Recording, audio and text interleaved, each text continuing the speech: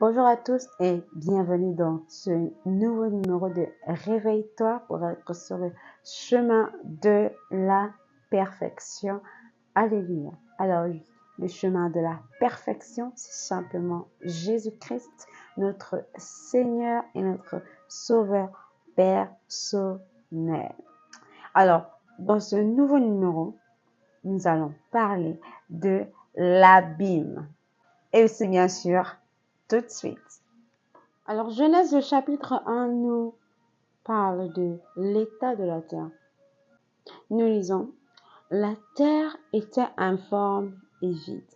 Voici comment la terre était. Elle était informe et vide. Mais la Bible nous dit que il y avait des ténèbres à la surface de l'abîme et l'Esprit de Dieu se mouvait au-dessus des eaux. Alors, nous allons essayer de comprendre en profondeur ce verset 2 de Genèse. Dieu créa le ciel et la terre. Et à partir de la terre, Dieu forma les êtres humains. Nous pouvons le voir dans le livre de Genèse, au chapitre 2, au verset 7. La Bible dit, l'Éternel Dieu forma l'homme de la poussière de la terre. Il souffla dans ses narines un souffle de vie et l'homme devient un être vivant.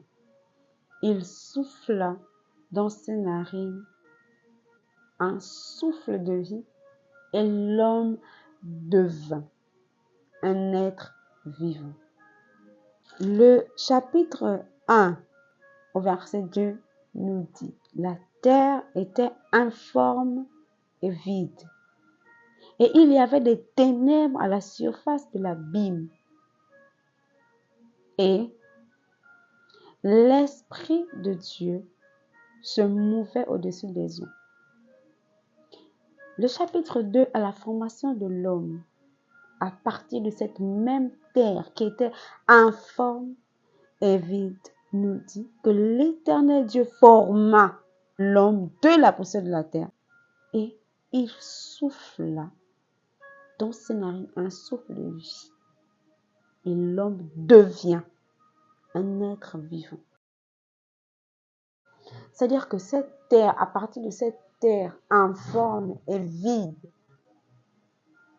aucune personne ne pouvait se tourner vers cette terre desséchée, cette terre aride, cette terre qui ne pouvait rien produire. La Bible dit qu'elle était informe et vide. C'était comme un désert. Rien ne pousse là-bas. Qui va aller vivre dans un désert? Il y a le soleil tous les jours, il n'y a pas d'eau, il n'y a pas de nourriture. Tu ne peux pas aller vivre là-bas.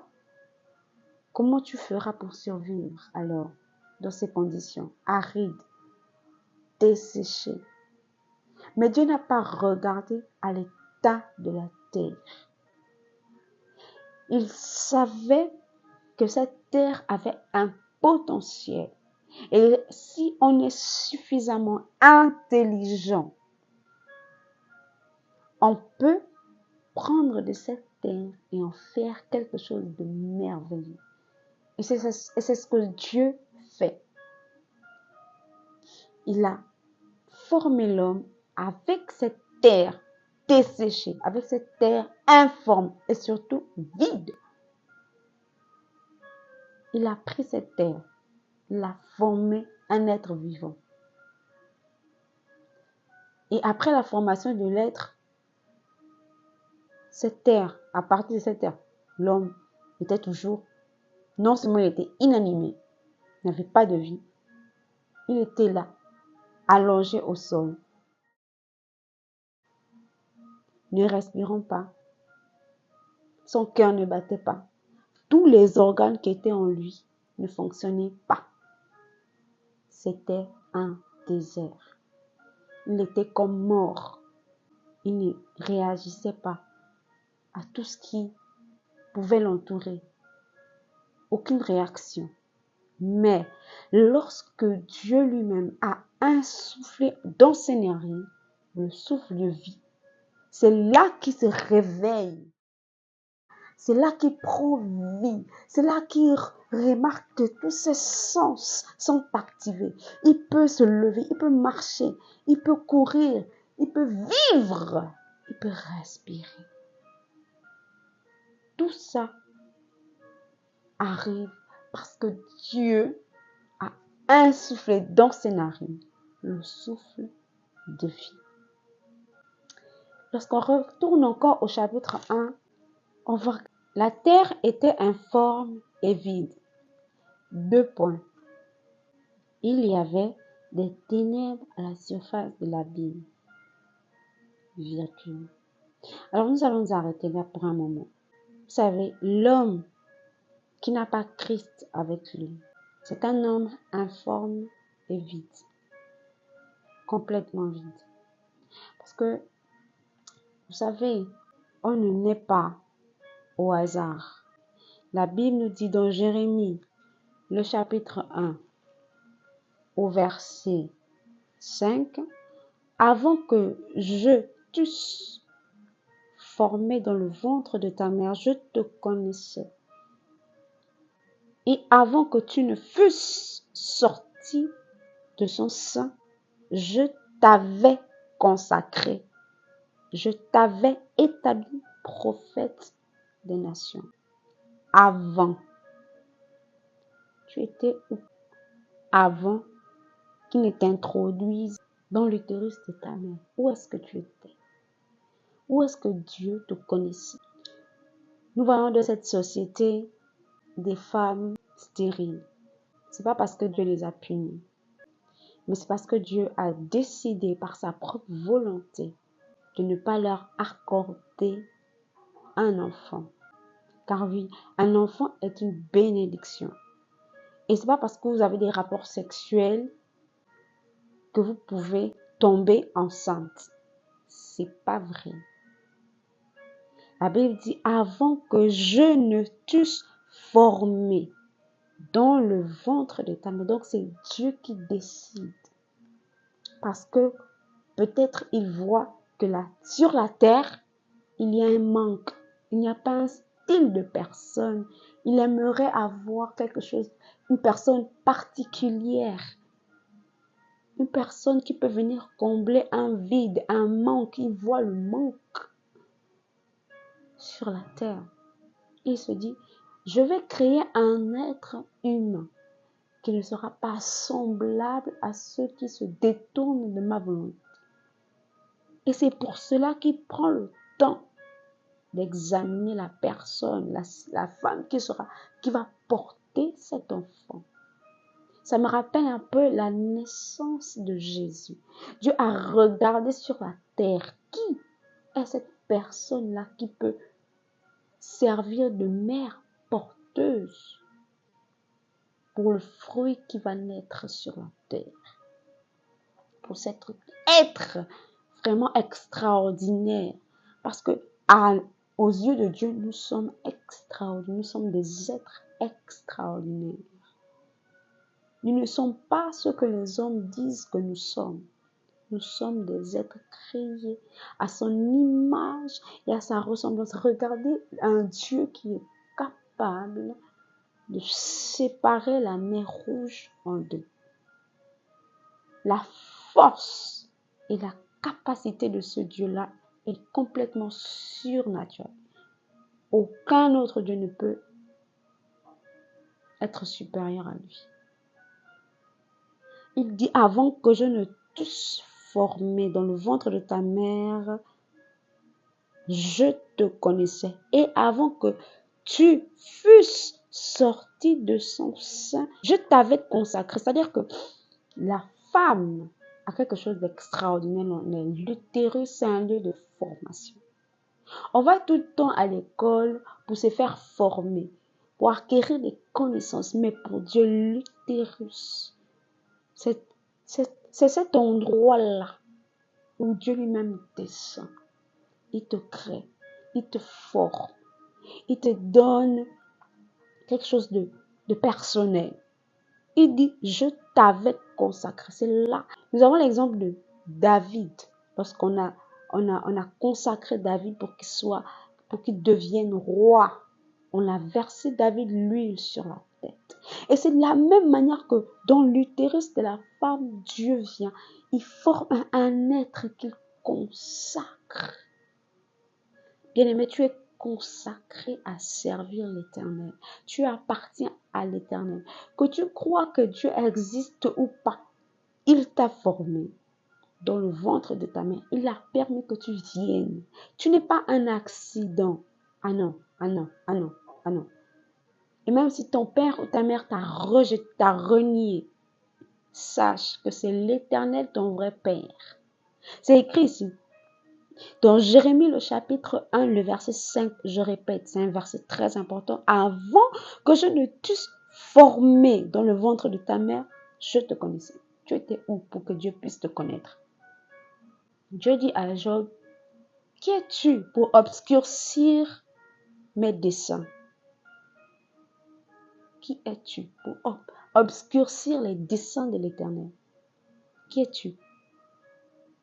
Dieu, dans le ventre de ta mère, t'avait consacré. Il t'avait oint pour que tu deviennes prophète. Pour que tu deviennes, pour que tu... En fait, quand Dieu t'a formé dans le ventre de ta mère, il t'a donné la capacité de gérer le stress. Il t'a donné la capacité de fermer la bouche aux démons.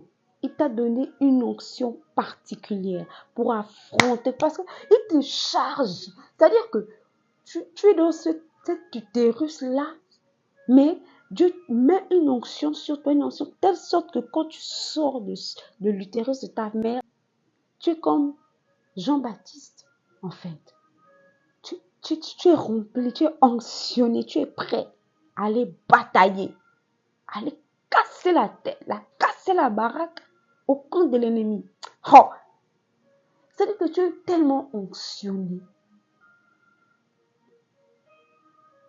que, quelle que soit la chose qui vient devant toi, tu casses. Tu ne rigoles pas. Tu as l'onction divine sur toi. Tu viens en conquérant pour conquérir et pour être vainqueur. Tu es comme David. Quand tu vas au champ de bataille, tu remportes la victoire. La terre qui était informe et vide prend vie lorsque Dieu souffle dans les narines de cette personne son souffle de vie. Il lui donne la vie. En réalité, la femme est seulement on va dire quoi, un canal par lequel Dieu passe pour pouvoir te faire exister en fait sur la terre. Parce que toute personne qui désire vivre sur la terre doit posséder un corps, doit avoir une enveloppe. Parce que la terre, elle a ses lois. Tu ne peux pas venir décider de vivre sur terre et tu n'as pas de corps. C'est pas possible. C'est pas possible. Nous avons l'exemple du fou qui était gérasénien. Il était habité par des esprits méchants qui l'ont embrigadé son corps. Lorsque Jésus est venu à sa rencontre, ce démon dit, Jésus, tu ne nous chasses pas, mais permets-nous de rentrer dans les ports. Permets-nous d'avoir une autre vie dans les ports. Parce que justement, on n'a pas envie de finir en enfer. On n'a pas envie de partir là-bas. Parce que là-bas, en vrai, en fait, ça ne récolte pas. On ne sera pas en paix. Ici, on possède un homme, on est en paix, en fait. On fait ce qu'on veut de sa vie, on est en paix. Mais ne nous renvoie pas de l'autre côté. Parce que là-bas, c'est chaud. Ça ne rigole pas. On n'a pas la paix. Et Dieu a permis. Mais qu'est-ce qui arrive aux pauvres? Les pauvres n'ont pas supporté la présence des esprits dans leur... On n'a pas non, jamais. Je préfère largement me suicider que de faire habiter des démons dans nos corps. Alors, lorsqu'on vient sur terre, lorsque notre mère nous donne naissance, eh bien, on va avoir un cadre de vie. On va avoir une famille, on va avoir un papa, on va avoir une maman, des frères et des sœurs. Et dans ce cadre-là, on va grandir, on va acquérir des connaissances, on va apprendre à parler, à s'exprimer et tout. Mais il se pourrait que dans ce cadre de vie, eh bien, on n'arrive pas à s'exprimer. Parce que, par exemple, on vit des situations difficiles. Par exemple, il y a de la pauvreté. On n'arrive pas, financièrement, c'est difficile. Socialement, on est introverti, on est extraverti, on est tout ce qu'on est. Et il peut y avoir aussi des malédictions générationnelles. Et tout cet environnement-là va créer en nous des choses que Dieu n'a pas permis ou n'a pas voulu que nous puissions avoir. Et tout ça, ça va former notre personnalité.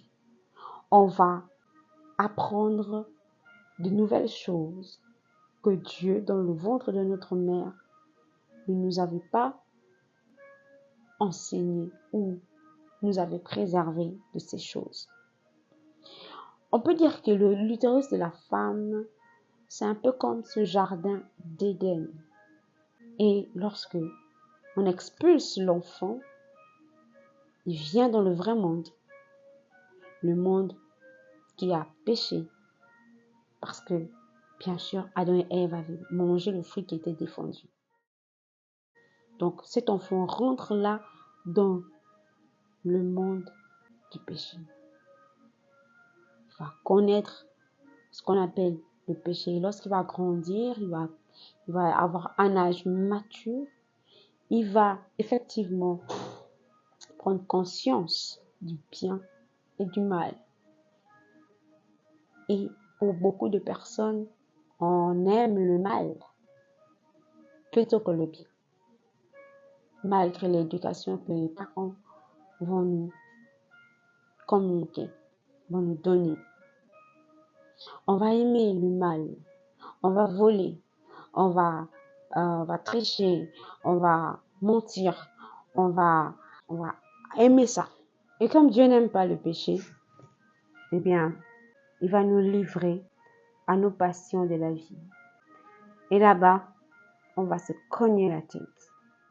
Alors, plus tu vis dans le péché, plus le péché creuse en toi, dans ton âme, un abîme profond entre le Seigneur et toi, entre le Dieu qui t'a oint dans le ventre de ta mère et toi.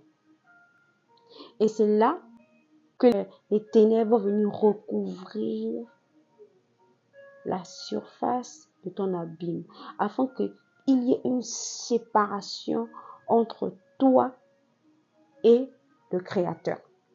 Tu vas te retrouver au fond de l'abîme et ton Créateur sera en haut dans les cieux. Et les ténèbres vont venir couvrir. Donc ça va venir assombrir ton ciel, ta lumière. Plus tu persévères dans ce style de vie de péché, plus tu es en train de creuser un abîme profond. L'abîme, qu'est-ce que ça signifie? L'abîme est un gouffre, c'est un trou profond. C'est un précipice d'une profondeur immense. Et lorsque tu tombes dans cet abîme, tu as l'impression que personne ne peut te faire sortir de là. Car en effet, le péché t'ouvre les yeux sur toi-même. Tu commences à réfléchir, tu commences à te questionner sur ton identité. Tu commences à déformer ton identité réelle. Limite à la perdre. Le péché te fait perdre ta valeur. Et tes pensées commencent à se tourner progressivement vers le mal. Tu commences à te détester toi-même. Et tu deviens informe et vil. Non seulement tu te creuses toi-même un trou profond, un abîme, C'est-à-dire, non seulement tu te creuses ça, mais toi-même tu te jettes aussi à l'intérieur.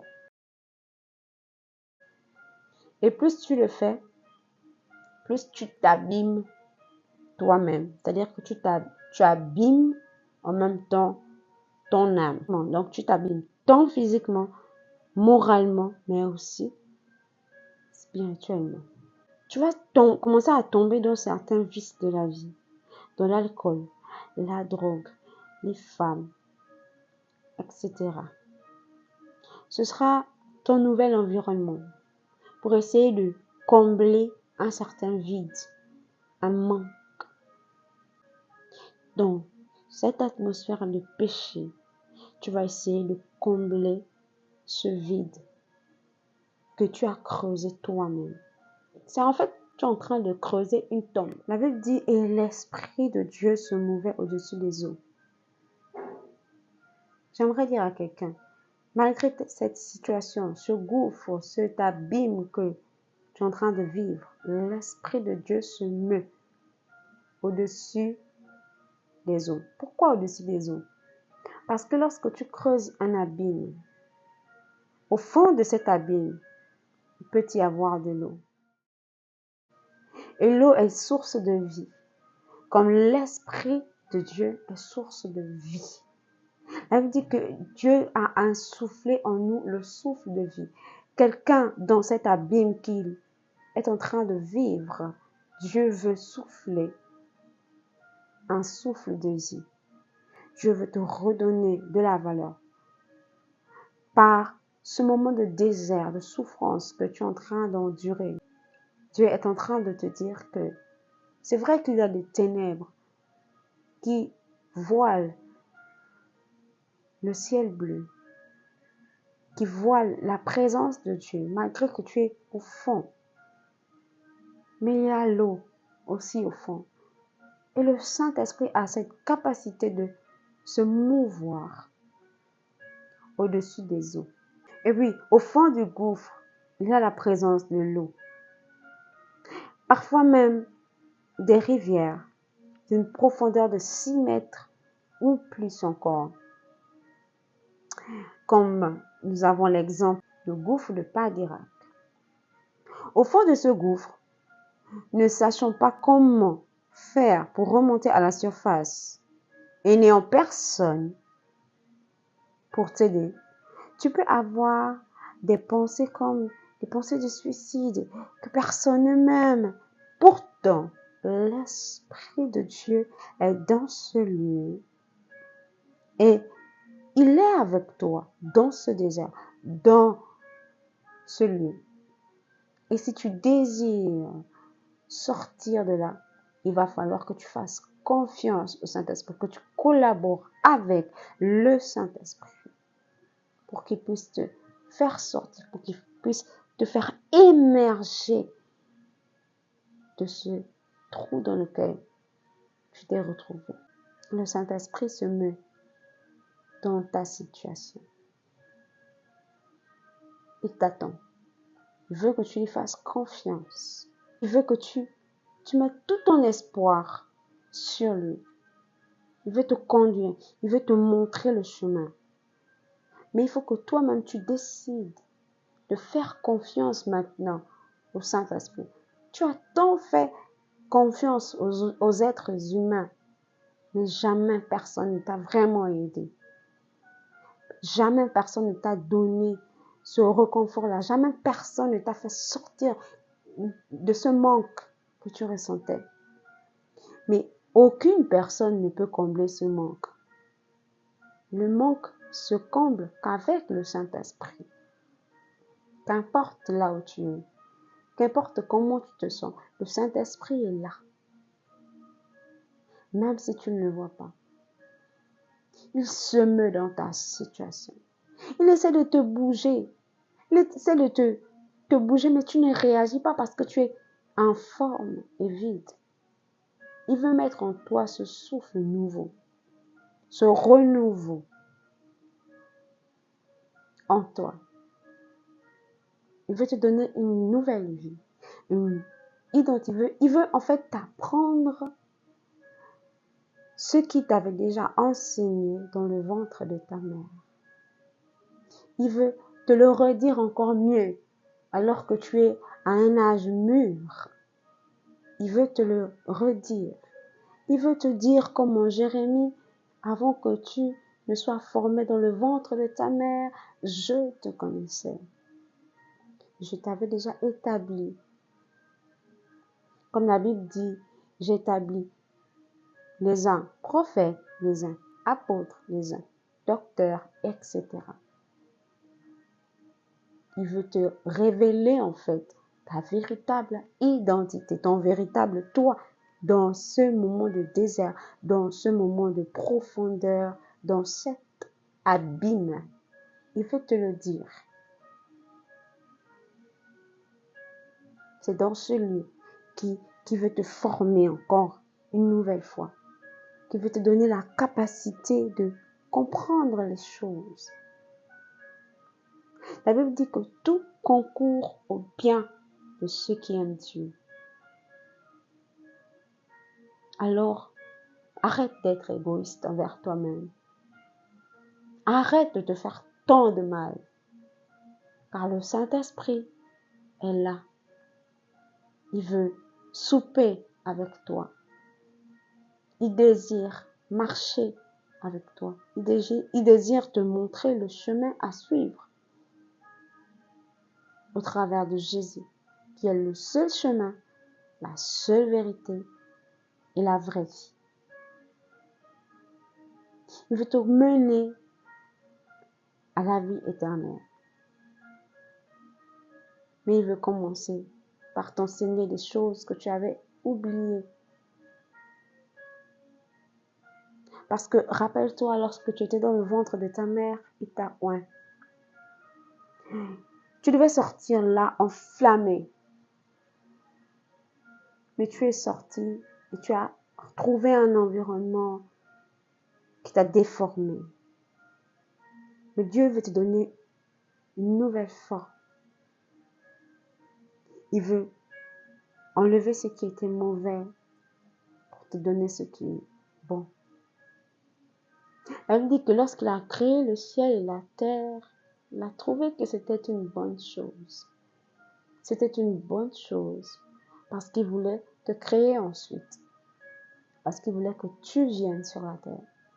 Parce qu'il voulait que tu laisses tes marques sur la terre. Il voulait que tu laisses quelque chose de particulier, que toi seul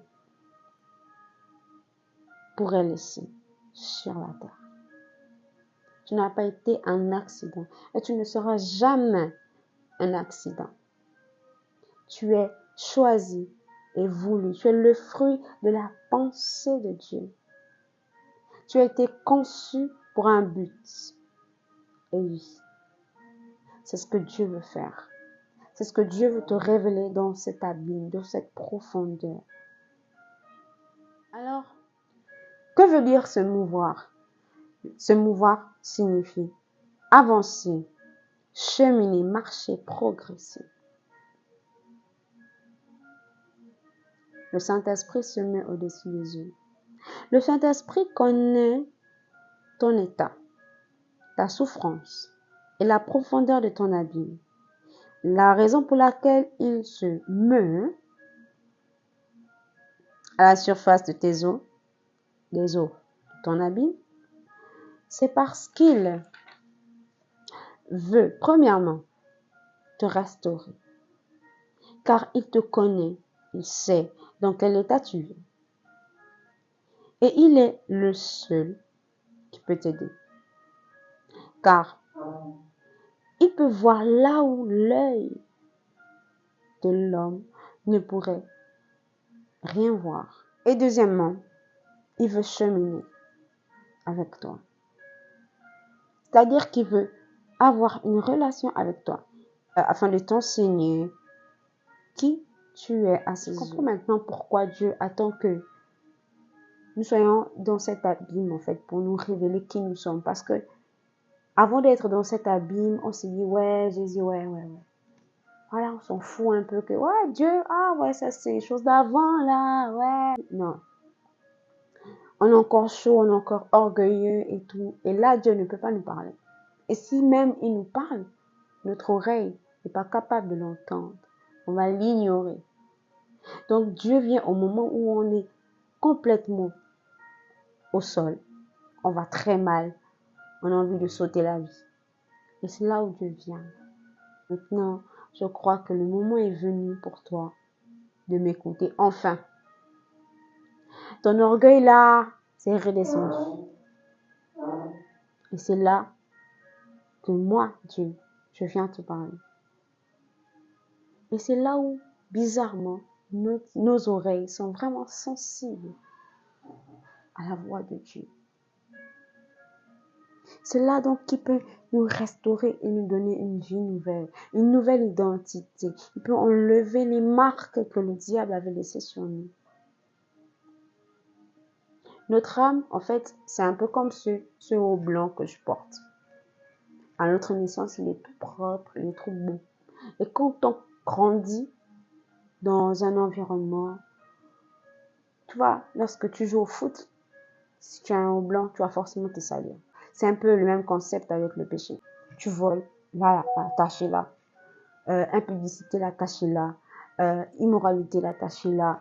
Insulte, la tâche est là. C'est tout, tu salis tout ton vêtement. Et quand tu es au fond de cet abîme-là, avec ton vêtement sale, et c'est réellement comme ça qu'on se sent en fait. Lorsqu'on pêche, on se sent mal, on se sent, on a cette culpabilité que vraiment, j'ai fait quelque chose de grave, vraiment je ne mérite pas et tout. Mais l'amour de Dieu, c'est quelque chose de ouf, c'est quelque chose de waouh. Même si tu ne mérites pas, même si tu as tué, même si tu as fait quoi que ce soit, l'amour de Dieu, lorsque tu rencontres l'amour de Dieu en la personne du Saint-Esprit, tout change. En fait, tu ressens quelque chose que tu n'avais jamais ressenti. Cet amour, ça te prend, ça te donne les vertiges, mais tu tombes pas. Je sais pas comment expliquer l'amour de Dieu. C'est tellement quelque chose que tu mérites pas. Tu sais que c'est quelque chose que tu mérites pas. Mais que Dieu, lui, dans sa grande bonté, te donne. C'est juste, waouh! Tu te dis, mais comment ce Dieu si grand peut m'aimer, moi, personnellement en plus? Non, c'est pas possible. C'est pas possible. Mais Dieu, son amour est tellement, on ne sait pas comment décrire.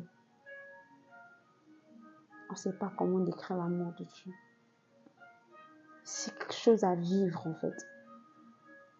L'amour de Dieu. C'est pas comme l'amour des hommes. Hein. Aujourd'hui, on t'aime parce que tu nous as payé le taxi. Aujourd'hui, on t'aime parce qu'on a mangé chez toi. C'est pas comme ça l'amour de Dieu. C'est vraiment pas comme ça. C'est un amour inconditionnel. C'est-à-dire que peu importe la chose que tu peux faire, je t'aime. Et l'amour, quand Dieu est amour, c'est pas comme le stylo que j'ai. Dieu a l'amour. Non. C'est son être. C'est en lui. Il est. C'est comme on dit amour, c'est comme le prénom de Dieu. C'est ce qu'il est en fait. L'amour de Dieu. Inconditionnel. Ça peut effacer notre culpabilité. Là où on se sentait vulnérable, on se sentait sale, tu viens, il enlève ça. Il enlève complètement. Complètement, il enlève. Il te donne une nouvelle identité, des nouvelles marques. Et il t'apprend qui tu es. Il t'apprend qui tu es. C'est comme un changement de pensée, un renouveau dans nos pensées en fait. Tu pensais être laide, mais tu dis que tu es belle. Tu pensais être toujours honteuse, toujours marcher la tête baissée, mais viens, te relève. Quel est cet homme? Personne ne peut le faire si c'est Dieu, sinon Dieu. La Bible dit car Dieu a tant aimé le monde qu'il a donné sa vie, afin que quiconque croit en lui ne périsse point, mais ait la vie éternelle. Dieu ne veut pas que tu périsses dans cet abîme, il veut que tu aies la vie éternelle. Alors, si tu es encore au fond de cet abîme, je t'invite à te relever et à regarder au Saint-Esprit. Demande pardon à Dieu pour tous tes péchés. Et permets au Saint-Esprit de venir habiter dans ton âme, de venir combler le vide que tu as creusé dans ton âme. Sois restauré dans le nom de Jésus. Amen. Soyez bénis.